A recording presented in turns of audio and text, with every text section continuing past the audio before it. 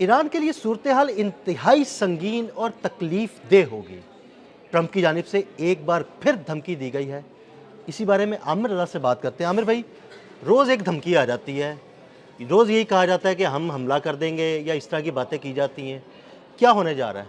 देखिए, होने क्या जा रहा है ये तो मैं पहले से दिन से कह रहा हूँ कि ईरान पर उसने कब्ज़ा करना ही करना है। आज सुबह भी मुझसे किसी ने ये सवाल किया था और ये पूछा था कि क्या ईरान पर हमला होगा, तो मैंने उनसे कहा था कि ये होगा, ये रुकेगा नहीं। लेकिन ये हमला अब जिस तरह से हम समझते हैं कि एक जंग होगी और ईरान को फ़तह कर लिया जाएगा, वैसा नहीं होगा।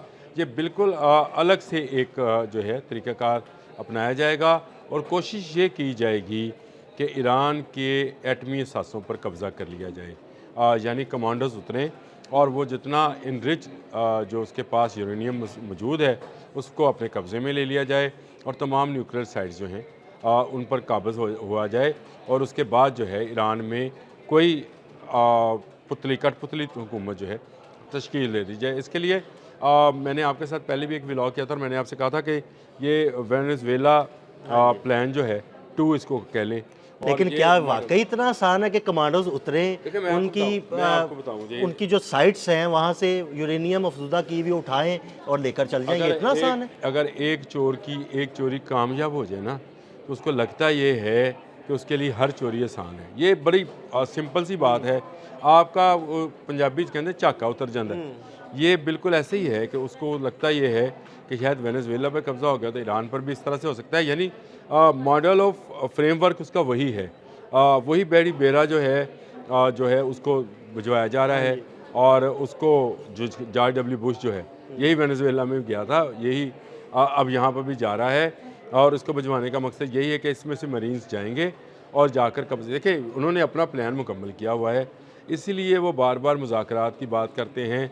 और आज डोनाल्ड ट्रंप का ये जो बयान जिस धमकी का आप जिक्र कर रहे हैं उसमें दूसरा जुमला आप ज़रा सुने, वो कह रहे हैं कि 1 माह में ये मुज़ाकरात मुकम्मल। इसका मतलब ये है कि वो कुछ टाइम गेन करना चाह रहा है ताकि उसका दूसरा बेड़ी बेरा भी जो है वो पहुँचे, क्योंकि ईरान ने किसी तौर पे भी सरेंडर नहीं करना है। अगर ईरान ने सरेंडर करना होता तो ईरान अपने न्यूक्लियर एसेट्स जो हैं उनको रशिया के हवाले, उसकी ऑफ़र के बावजूद उसने रशिया के हवाले नहीं किए। तो इसका मतलब ये है कि ईरान तेज़ी के साथ अपने काम को जो है वो सरअंजाम दे रहा है। अगर उसने सरेंडर करना होता तो वो तो पिछले साल जब इसराइल से नहीं, जंग हुई उससे भी तब पहले कर तब से भी देता। पहले कर देखें, देता वो। ईरान ने 79 से लेकर आज के दिन तक पाबंदियों का सामना है और उसको ना उस तक कोई असला पहुंचने दिया गया, ना उसको इजाज़त है कि वो कहीं से लेके आए और दूसरे ममालिक पर पाबंदी है कि वो उसको दे कुछ नहीं सकते थे।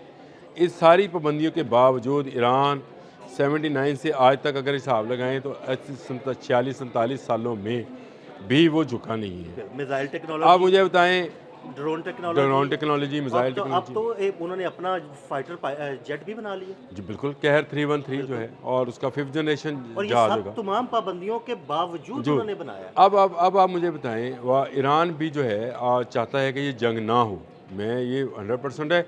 लेकिन मसला ये है कि डोनाल्ड ट्रंप हर आने वाले दिन के साथ इन मुज़ाकरात को लेकर एक धमकी लॉन्च करते हैं। वो कहते हैं जी मुज़ाकरात करें और मैंने आपको 4-5 चीज़ें बताई जिस पर आपने एंड पे कहा था ये मजाक है। ये इस बात तक आने हैं कि इनका जो पासदारान इनकलाब हैं उनकी तादाद कम जी जाए। इस वक्त उनकी तादाद जो है 9.5 लाख है। यानी 9.5 लाख वो अफराद हैं जिन्होंने सर पर कफन बांधा हुआ है और सर पर कफन बांधने का मतलब ये है कि वो जो हैं वो अमेरिका से टकराने के लिए तैयार हैं। तो दुनिया की कोई फ़ोर्स जो है ऐसे लोगों से जो कि शहादत की तमन्ना लेकर निकलते हैं उनके सामने ठहर नहीं सकती है। तो ये बड़ी फ़ौज हो, फ़ज़ाई हो, समंदरी हो, हवाई हो, ये इस तरह से किसी एक मुल्क पर कब्ज़ा नहीं कर सकते हैं कि 9.5 लाख फ़ौज के साथ वो मुकाबला कर सकते हो। इतनी बड़ी फ़ोर्स के साथ एक पीछे बड़ी आबादी शामिल है। ये ऐसा नहीं है कि पासदारान इनकलाब के पास पीछे बैकअप में कुछ नहीं है। उनके तमाम लोग जो हैं इस हमले के लिए तैयार हैं। मैं वीडियोस देख रहा था, ईरान से आई एक दोस्त ने भिजवाई और वहाँ पर उन्होंने रैंडमली लोगों से बात की तो वो इसको शैतान अज़ीम अमेरिका को कहते हैं। बिल्कुल ऐसे और वो कहते हैं कि जी इस शैतान अज़ीम को जो है इस किसी सूरत माफ़ नहीं करना चाहिए। अगर ये हमलावर हो तो हमारी जानें हाज़िर है, मेरा बच्चा, औरत कहती थी मेरा बच्चा हाज़िर है, वो कहते हैं मेरी दुकान आमिर हाजिर भाई है। ये तो बिल्कुल ऐसे ही उसने है। कहा, छोड़ दें सारा मैंने और आपने इस पे कई दफ़ा बात की है कि वो तो उनके जितने लोग हैं आम आवाम वो चाहते हैं कि अगर ऐसा कुछ हो तो हम जंग के मैदान में कूद जाएं। ईरान की कौमियत परस्ती की दुनिया में और कोई दूसरी मिसाल नहीं बिल्कुल। है। मैंने उसकी ज़ुबान, कल्चर, उनका रहना सहना, उनका खाना पीना, मैंने सबकी मिसाल आपको दी थी कि उन्होंने कभी ये दौरे ग़ुलामी उस तरह का देखा ही नहीं है। और वो अपने अपने ही कल्चर, अपनी ज़ुबान, अपनी तहज़ीब, अपने मुल्क से जितना प्यार करते हैं, तमाम मुल्कों के लोगों को ऐसे ही प्यार करना चाहिए। तो मैं ये समझता हूँ कि ये डोनाल्ड ट्रंप की जो धमकी है, ये उस तरह से कारगर नहीं होगी। ईरान इस तरह से झुकने वाला नहीं है। ईरान सर पर कफन बांध चुका और ईरान जंग के लिए पूरी तरह से तैयार है। ये भी मैं आपको हिंट दे रहा हूँ, आप करना चाहें तो इस पर भी बात हम कर सकते हैं कि ईरान के क्या न्यूक्लियर पावर जो है उसकी हिफाजत ईरान के जो है वो कर सकता है या नहीं कर सकता है, और उसमें क्या चीज़ें जो हैं उसने नई डेवलप की हैं। लेकिन अभी तक जो है मैं ये समझता हूँ कि अमेरिका जो है वो वन साइडेड बयानात और वन साइडेड लोडेड जो है चीज़ों को फोकस कर रहा है।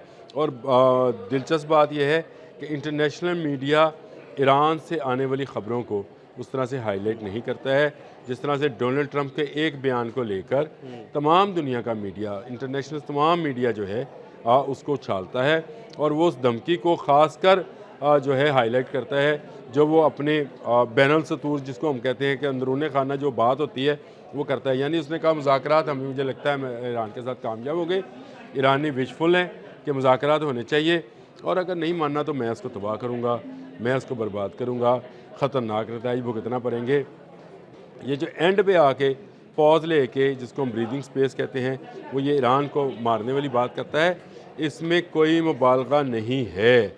मैं पहले दिन से कह रहा हूँ कि अमेरिका इज़राइल के कहने पर ये तमाम ड्रामा रचा रहा है, वो टाइम गेन कर रहा है, वो चाहता है कि बारी बारी अपनी शराइत जो हैं, जो कि 4 शराइत मैं बता चुका हूँ कि उसका न्यूक्लियर प्रोग्राम जो है रोल बैक हो, उसका मिसाइल प्रोग्राम रोल बैक हो, पासदारान इनकलाब की तादाद कम की जाए और ईरानी तेल कंपनीज़ पर उसकी इजारादारी हो और वो तेल जो है अमेरिकन कंपनीज बेचेंगी और निकालेंगी।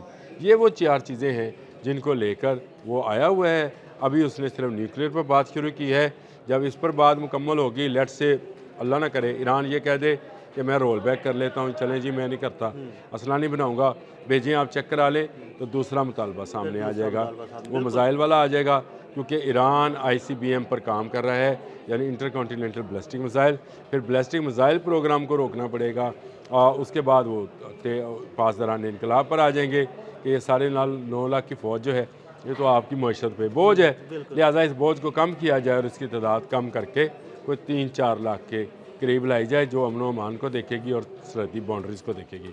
और उसके बाद चौथा मुतालबा वही जो वेनेजुएला के साथ किया कि तमाम कंपनी जो रशियन थी, चाइनीज़ थी और लोकल कंपनीज़ थी उनको चलता किया और उसकी जगह अमेरिकन कंपनीज़ आगे राज वेनेजुएला का सारा तेल कतर के ज़रिए बेचा जा रहा है और पैसा जो है वेनेजुएला में नहीं कतर में जमा किया जा रहा है और बजट पर उनको पैसा दिया जाएगा।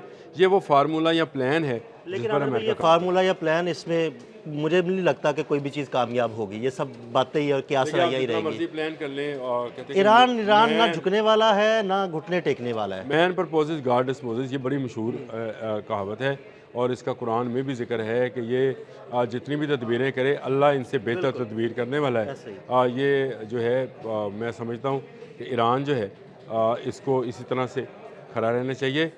ये खड़ा रहा तो अमेरिका को हौसला नहीं होगा और उसकी भी बुनियादी वजह मैं आपको बताऊंगा कि क्यों हौसला नहीं हो रहा और क्यों ये मुज़ाकरात की तस्वीर पड़ रहा है, ये इसके पीछे क्या साजिश है। बहुत शुक्रिया आमिर रज़ा जी। बिल्कुल, आमिर रज़ा ने बड़ी तफसील के साथ इस सारे मामले पर रोशनी डाली। अदील अहमद और आमिर रज़ा को इजाज़त दीजिएगा। अल्लाह हाफ़िज़।